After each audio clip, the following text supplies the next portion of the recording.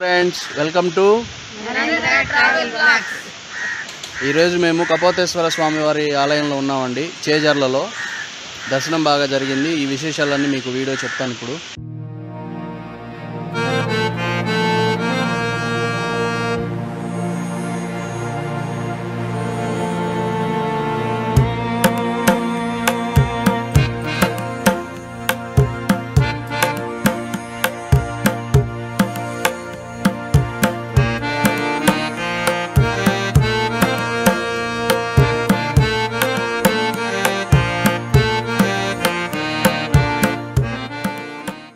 నర్సరావుపేట నుంచి చేజర్లకు బయలుదేరామండి. టైం ఇప్పుడు ఉదయం 6 గంటలైంది. పక్కన ఉన్నది మా లక్ష్మి అక్క అండి. మధ్యలో మా అమ్మ కనబడుతుంది కదా. మా అమ్మకు అటువైపు ఒకళ్ళు ఇటువైపు ఒకళ్ళు కూర్చొని ఉన్నారు. మా అత్తయ్య, మా అమ్మ వాళ్ళ అమ్మాయి అండి, పెద్ద కూతురు మా లక్ష్మి అక్క.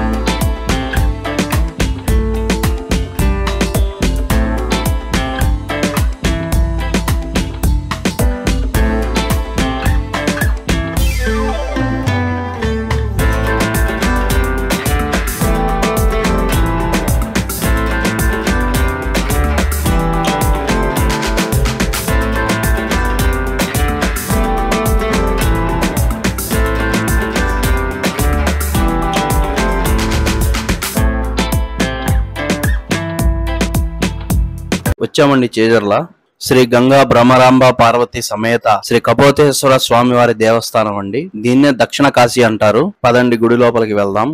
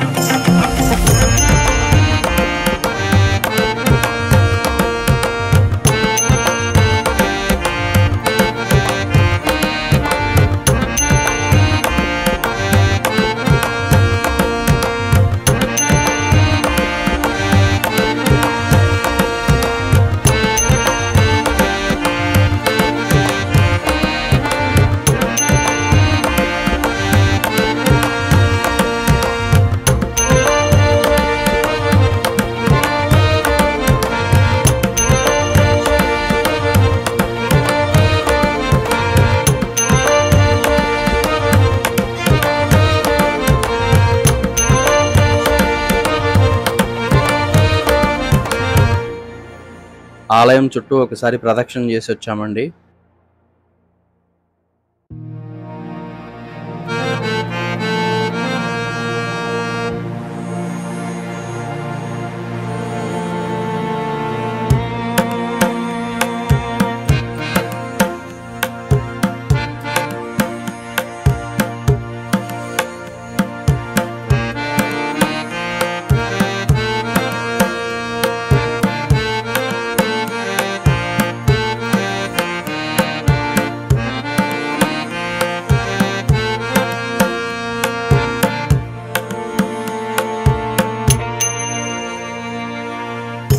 స్వామివారిని దర్శించుకొని గోత్రనామాలతో పూజా కార్యక్రమాలు పూర్తి చేసుకున్నామండి.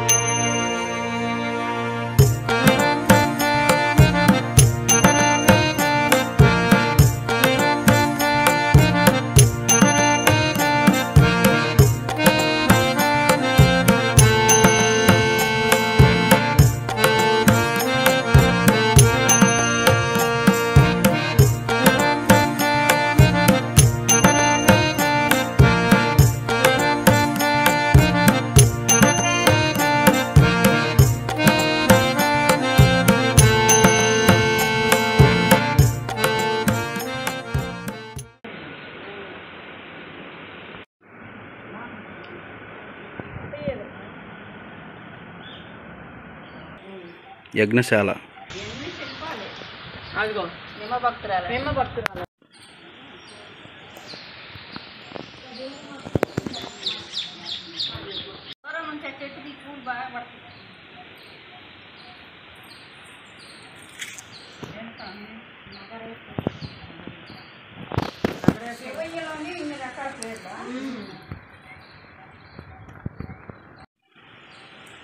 నగరేశ్వర స్వామి,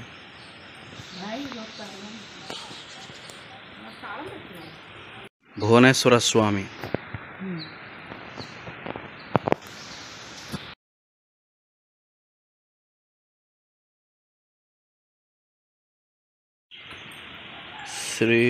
శ్రీకాళేశ్వర స్వామి, బసవేశ్వర స్వామి వారు, శ్రీ బసవేశ్వర స్వామి, శ్రీ మార్కండేయ స్వామి వారు, నంది మండపము, మృత్యుంజయ స్వామి వారు,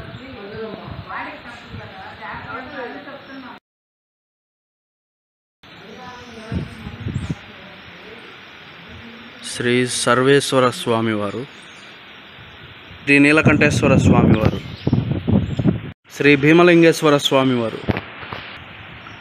శ్రీ పాతాళ నాగేశ్వర స్వామి, శ్రీ ఉమామహేశ్వర స్వామి,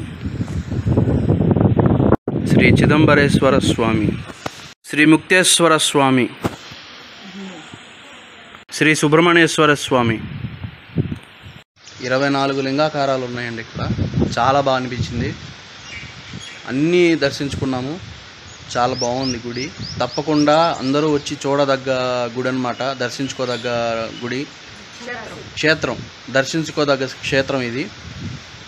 మీరందరూ రండి, చూడండి. ఒకసారైనా సరే జీవితంలో చూడవలసిన క్షేత్రం అన్నమాట. మా ఎలా ఉంది గుడి? గుడి మటుకు చాలా విస్తీర్ణంగా చాలా పెద్దగా ఉంది. ఆ పెద్దగా ఉన్న చుట్టూ ప్రహరీ గోడ లోపల ఎన్నో రకాలుగా ఒక 24 రూపాయలు, అంటే ఒక సుబ్రహ్మణ్యేశ్వర స్వామి ఉన్నాడు, మిగతా అన్ని సాంబశివుడు ఎన్నో రూపాలలో సాంబశివుడు ఉన్నాడు. చుట్టూ పెద్ద పెద్ద వృక్షాలు. అసలు ఈ కాలం నాటి కాదు, ఎన్నో సంవత్సరాల నాడు వేసిన ఆ చెట్టు, గోడల మర్రి చెట్టు అయినా అక్కడ పుష్పాలు ఉన్నాయి. అది ఇప్పటికీ కూడా అది మామూలుగా అయితే సన్నగా ఉండే మొక్క ఇవాళ పెద్ద వృక్షంలాగా తయారై ఇప్పుడు కూడా పచ్చగా కళకళలాడుతూ పూలు పోస్తా ఉంది. చుట్టూ కూడా రకరకాల వృక్షాలు ఉన్నాయి. అక్కడ బాగా పచ్చంగా ఎలక్కాయలు కాస్తాయి. వినాయకుడికి ఇష్టమైంది పెద్ద వృక్షం ఉందో అట్లా చింత చెట్లు అని బాగా గుడి చల్లటి గాలి వస్తా ఎంత హాయిగా ఉందో ఇక్కడ వాతావరణం. చాలా పెద్ద గుడి, చాలా బాగుంది. దగ్గరగా చూసాం స్వామిని, వృత్తి ప్రసాదించుకుని కోరుకున్నాం అంతే. అమ్మా 24 అక్కడ ఉన్నాయిలే అమ్మా. ఆయన పూజ చెప్పుకుంటే 108 అంటే ఈ శివలింగం ఉంది కదా, 8 శివలింగాలు కలిపి లింగ రూపంలో ఉంది, రూపంలో ఉన్నాడు శివుడు. అయితే ఇది కపోతేశ్వర స్వామి శిబి చక్రవర్తి శరీరము నుంచి మాంసం అంతా తీసి ఇవ్వటం వల్ల ఆ మిగిలిన దేహాన్ని భస్మం చేస్తే ఆ భస్మంలో నుంచి శివుడు ప్రత్యక్షమై ఇక్కడ వెలిశాడని ప్రతీతి. అది కథ పురాణం.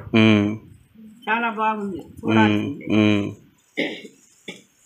దక్షిణ కాశీ కపోతేశ్వరాలయం 350 ఎకరం దేవమండం ఉంది. కూటక్కలింగం 101 బాయి 30 గుంటలు 3 చెరువులు. అష్టపంజరం కపోతం అనే ఒక పౌన శరీరం మాత్రం తీసుకుంది కాబట్టి కపోతేశ్వరాలయం అన్నారు.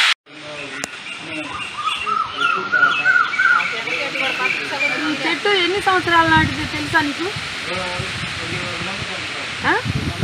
200 సంవత్సరాల నాటి చెట్ట.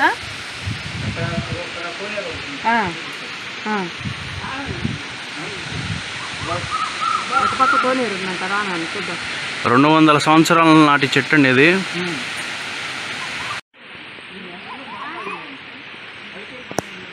చింత చెట్టు. శివ చక్రవర్తి యొక్క రాజుగారు, అది మన రాష్ట్రం కాదు, ఎటో రాష్ట్రం. ఆయనకి 1,01 మంది సైన్యం ఉన్నారు.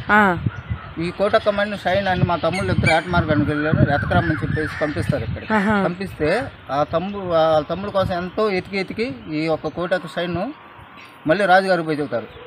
రాజుగారు ఎంత ఎత్తుకున్నా మీ తమ్ముడు కనరాలేదని, సరే అని చెప్పేసి ఈ రథం ఎక్కడైతే దిగబడిద్దో అక్కడ నా తమ్ముడు ఉంటారని చెప్పేసి బయలుదేరతారు. రాజుగారు మీరు ఆడుంటే మాకు ఆడ దేవుని అని చెప్పేసి రాజు అమ్మటి 1,01 సైన్యం బయలుదేరొస్తారు. బయలుదేరితే ఇక్కడ ఈ ప్రాంతంలో దిగబడతాను రథం. ఈ ప్రాంతంలో బంగారు ప్రాంతం అక్కడ గ్రౌండ్ వేశారు. ఈ ప్రాంతంలో దిగబడింది రథ చక్రం. ఇక్కడ ఎందుకు చేస్తారంటే ఇక్కడ పెళ్లి వాళ్ళ వసంతం శివుడు పార్వతీదేవికి వసంతం పోస్తారు. 16 రోజుల పండుగ చేస్తారు ఇక్కడ. అక్కడ కళ్యాణం అయిపోగానే 5వ రోజు ఇక్కడ వసంతం చేస్తారు. వసంతం వెళ్తారన్నమాట. ఇక్కడ ఊరంతా దిగుచ్చి ఇక్కడ వడ్లు దంపనం చేస్తుంటారు. అయితే విష్ణుమూర్తి ఈ రథం ఆడ దిగబడాక శివ చక్రవర్తి అక్కడ తపస్సు చేస్తుంది. ఏది రాజుగారు అక్కడ తపస్సు చేస్తుంటే విష్ణుమూర్తి మధ్బ్రహ్మ ఈశ్వరుడు, విష్ణుమూర్తి పామరాజు వేసిండు, ఈశ్వరుడు ఎర్రవాడు వేసిండు, మధ్బ్రహ్మ బోయవాడు వేసిండు. వీళ్ళు ముగ్గురు రూపాలు మారే రూపునుకుంటానికి పేరు పెట్టారు. అక్కడ నష్టపేట రూట్లో రూపునుకుంటానికి పేరు పెట్టారు. రూపునుకంటి ఇప్పలనే ఉంది. ఆడికి చేరారు కాబట్టి ఇప్పర్ల ఇద్దు కాబట్టి ఈ ఇప్పర్ల పెట్టారు. ఇప్పర్ల కాంచి బాణం వేసి కుడివైపు కొంకు తెలియదంట పౌనరాకి. ఎవరు వేశారు బాణం? ఏది బోయవాడు విష్ణుమూర్తి పావురాయి కదా, పావురాయి వేసింది కదా. విష్ణుమూర్తి పావురాయి వేసిండు, మర్బెమ్మ బోయవాడు వేసిండు, ఈశ్వరుడు ఎరుకలవాడు వేసిండు. అంటే ఎంత ఈశ్వరుడు ఎరుకలవాడి వేషం వేసాక సరే ఇప్పల కాంచి బాణం వేస్తే కొంకు తెలియంది. అది కుంటుకుంటా వచ్చింది కుంకులు గుంట అంటారు. కుంకులు గుంట అని పేరు అందుకు వచ్చింది. అప్పుడు పెట్టిన పేరే కుంకులు గుంట కాదు, చేరింది కాబట్టి చేరింజర్లు అంటారు ఈ ఊరు. చేరింజర్లు అయితే చేజర్లు. సరే అని చెప్పేసి ఒక పావున కుంటుకు చేరింది కాబట్టి ఆ తపస్సు చేస్తుంది. మనోడమ్మలో నన్ను కాపాడండి, ఏంది ఒక పౌరాయి మాట్లాడటం అని చెప్పేసి నన్ను ఆశ్చర్యపరిచి చూస్తుంది. చూసి ఎందుకు ఆడాడుతున్నారు ఏందయ్యా అని చెప్పేసి బోయవాడిని తిరుపతివాడిని నిద్ర అడుగుతుంది. అయ్యా మేము ఉదయాన్నైతే కళ్ళు తెరిచి ఆకాశాన్ని ఎప్పుడే చూస్తాం, ఏ పచ్చి అయితే మా కంట్లో పడతాం, ఆ రోజు మా ఆహారం లేకపోతే లేదు అంటుంది. సరే ఈ ఒక పౌరాయి నన్ను మాట్లాడింది కాబట్టి నాకు ఈ ఒక పౌరాన్ని నేను మీకు ఏరో పౌరాలు ఎన్ని కావాలని ఇస్తాడు చూతుడు. మాకు ఉదయాన్నైతే ఆకాశం పడ్డ పౌరాయి తీసుకుని తినాలి కానీ మాకు అవసరం లేదండి వాళ్ళు కాదు అని చెప్పేసి వీళ్ళిద్దరు అంటారు. అంటే ఆయన తపస్సు సన్నగటానికి. సరే అని చెప్పేసి ఒక నా అమ్మటి 1,01 మంది సైన్యం ఉంది. ఈ 1,01 మంది సైన్యంలో సగం రాజ్యాన్ని రాసిస్తాను వాళ్ళిద్దరికి. ఏది బోయవాడికి ఎరపవాడికి. మాకు అవసరం లేదు, మాకు కడుపు లేదు, మాకు కావాలని చెప్పేసి వాళ్ళిద్దరు అంటారు. సరే ఒక కపోతమైన పవర్ నా ముందు వినాలి మాట్లాడింది కాబట్టి ఈ పవర్ అయితే నా శరీరం మాసం ఇస్తాను అనుకుంటాడు.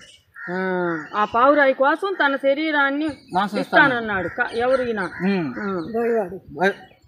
రాజుగారు శిబి చక్రవర్తి గారు. చక్రవర్తి. సరే అని చెప్పేసి ఒక కాటా తెచ్చి ఎదురు బాగా కన్న మొత్తం కోసిస్తాడు, తోగదు. 2 దండనాలు నరికిస్తాడు, తోగదు. లాస్ట్ 60 నరికితే అప్పుడు 100. అప్పుడు వాళ్ళు మళ్ళీ ప్రతిష్ట అయ్యారు అక్కడ. ప్రతిష్ట చేసి ఈ రాజుగారిని మర్చిపోపం చేసి, మేము నీ తపస్సు ఎన్నోకాలం చేసినావు, మేము గడితో చేసినావు, నీకేం కూర కావాలి కోరుకుంటాడు. నా కూరకి ఏమొద్దు, నా తమ్ముడు ఒక మేఘలమలం చేసిన పౌరస్వామి చేసినావు, కపోతమైన ఒక పౌరాయి నా ఒంటమైన వాళ్ళని కాదు, కపోతేశ్వరాలంగా నిత్య కళ్యాణం ఇక్కడ జరపాల. మహాశివరాత్రి అప్పుడు నిత్య కళ్యాణం జరపాలి ఇక్కడ. కపోతమైన పౌరాయి నా ఒంటి వాళ్ళని కాదు, శరీరం మాసం తీసుకుంది కాబట్టి కపోతేశ్వర అష్టపందిగా నన్ను నుంచి నాంబడి 1,1 మంది రాజులు వచ్చారు. ఈ 4 పొలాల లోపల ఎక్కడానికి కానీ 1,1 లింగంగా శివంగా మారమ్మంట అని చరిత్ర. అంటే అష్టపంజను అని కపోతేశ్వరాలయం అంటారు. గుళ్ళో పౌరాలు ఉన్నాయి, కపోత భక్తులు ఈ చెట్ల మీద ఉన్నాయి వేలబడి గుళ్ళో వినిపిస్తుంది సౌండ్. కపోత భక్తులు అవి. అది ఈ గుడి చరిత్ర. మంచిది, చాలా మంచి ఈ గుడి గురించి ఇన్ఫర్మేషన్ ఇచ్చావు. నేను సాకులలో ఇబ్బంది. చాలా థ్యాంక్స్. గుళ్ళో పని చేసుకుంటా వచ్చిన నాకు గౌడు మంచిది. అంటారు. ఉప్పుకొండ బెల్లం, రామేశ్వరం, కన్యాకుమారి, విజయవాడ దాకా సొరంగాలు ఉన్నాయి అంటారు. ఇక్కడ నుండా? ఇక్కడ నుంచి రామేశ్వరం, కన్యాకుమారి మొత్తం కాశీకి ఎటు విజయవాడ సొరంగాలు ఉన్నాయి. నేను ఇంతకు ముందు విన్నా, ఎవరో చెప్తుంటే సొరంగాలు ఉన్నాయి. ఈ సొరంగం నుంచి వెనక తుంగపూరు బుచ్చి గారు నాయన గారు అనేవాడు పోయి పూజ చేసుకుని గుళ్ళో పూజ చేసుకున్నాడంట. అక్కడ పేర్లేని పెద్ద మనం చెట్టు ఉంది, అంటే రాగి చెట్టు, జూ చెట్టు, మర్రి చెట్టు, ఈ 3 కలిసి మెలిచినాయి. అది ఎన్ని వేల సంవత్సరాలు తెలదు ఆ చెట్టు. అది 15 సంవత్సరాల క్రితం ఉదయం మధ్యాహ్నం 12 గంటల 3 గంటలప్పుడు ఉంది వర్షం పడతాను. ఇక్కడ చెట్టు మండతం, ఇక్కడ ధ్వజస్తంభం పడుతుంది. 2 ఒకే రోజు పడింది. చెట్టు కాలిపోయింది. పిడుగుబడి దిగుబడితే ఏది పడితే తెలియదు, మనకు తెలియదు. రెండు ఒకే రోజు. ఇక్కడ చెట్టు కాలుతుంది, అక్కడ ధ్వజస్తంభం పడిపోయింది. ఏదో ఉంది మొత్తానికి. ఇప్పుడైతే ఇక్కడ సొరంగంలో కూడా కాశీలో తేల్తారనే వాళ్ళు ఇదేనా? వెనకటి రోజుల్లో చెప్పేవాళ్ళు. మళ్ళీ ఒకటి ఊదిగండి 1 కిలోమీటర్ ఉంటుంది, మేఘాల మల్లేశ్వర స్వామి మెట్లు కానొస్తుందా, అక్కడ కూడా ఇప్పుడు సొరంగాలు కానొస్తాయి. అక్కడ సొరంగాలు ఉన్నాయి. అక్కడ 7 కష్టాలు వెనకటి చేసిన రాజులు 7 కష్టాలు అవన్నీ అక్కడ ఉన్నాయి. అక్కడ ఇతను చేజర్ల వాస్తవ్యుడు. తల పురాణాన్ని చాలా బాగా వివరించారు. సో చూశారు కదా, ఈ వీడియో మీకు నచ్చితే లైక్ చేయండి, షేర్ చేయండి, సబ్స్క్రైబ్ చేయండి. Thank you.